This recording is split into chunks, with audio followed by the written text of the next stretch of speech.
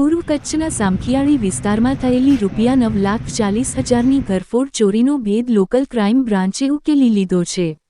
આ કેસમાં એલસીબીએ મુંબઈથી એક આરોપીને ઝડપી પાડી તેની પાસેથી અંદાજે ₹6,89,000નો ચોરીનો મુદ્દામાલ કબજે કર્યો છે।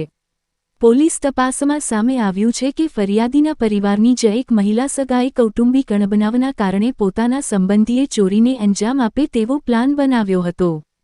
ટેકનિકલ એનાલિસિસ અને હ્યુમન સોર્સની મદદથી એલસીબીની ટીમ મુંબઈ પહોંચી અને આરોપી અમરકુમાર ભૈરવસિંઘને સોના ચાંદીના દાગીના અને અન્ય મુદ્દામાલ સાથે ઝડપી પાડ્યો।